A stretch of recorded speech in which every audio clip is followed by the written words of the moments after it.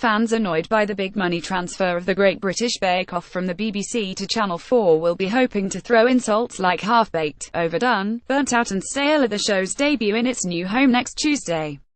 But on the evidence of the first episode, Channel 4 and Love Productions, who make the programme, have achieved the most difficult of all bakery-related metaphors, having their cake and eating it.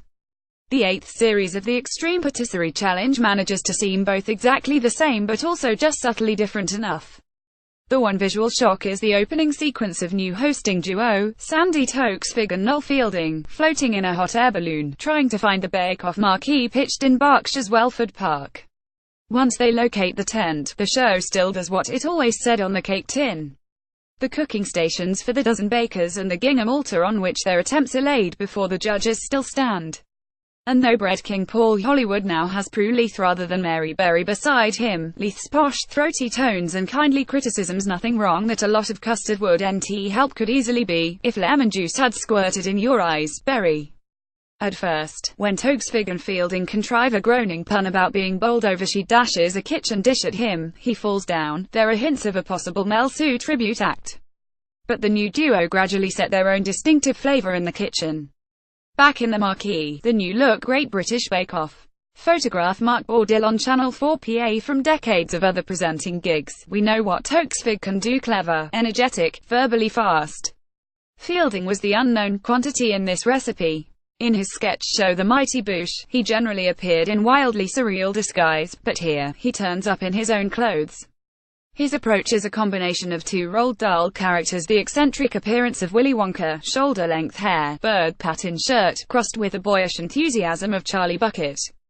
Fielding proves an inspired choice, warm, likable and respectful of the show's record, sounding almost awestruck at going into the tent for the first time.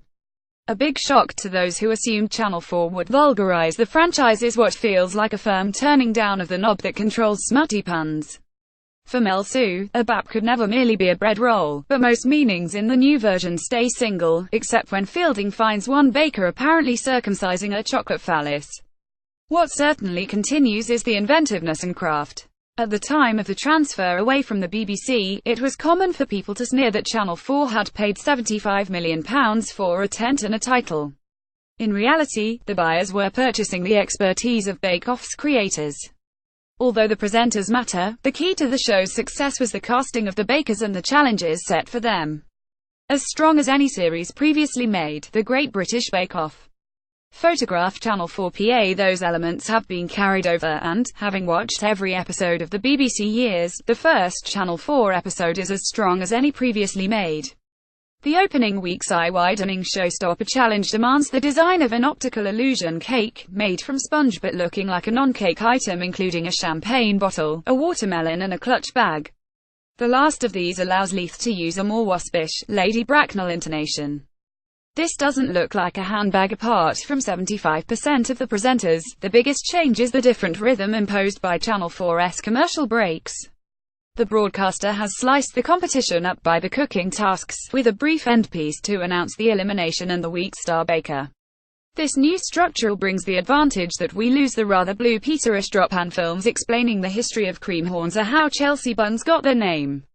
Some fans may worry that having to stop every 15 minutes may distract them from the show. But Channel 4 will presumably have had its pick of prestigious products, although there may be a mild moral dilemma in whether to sell space to makers of mass-manufactured cakes, however exceedingly good they claim to be. Because Channel 4 has a smaller reach than BBC One, the new Great British Bake Off is doomed to be a comparative ratings failure. The new version would do very well to draw half of the average 13.85 million weekly viewers who watched the final BBC series last year. But, even at lower levels, those viewers and the advertising rates they justify would be the cherry on top of the deal for Channel 4. And, based on episode 1, only someone desperate to dislike the replated show could argue that one of TV's greatest successors has soured, spoiled or binned its recipe. The Great British Bake Off is on Channel 4 on Tuesday the 29th of August at 8 p.m.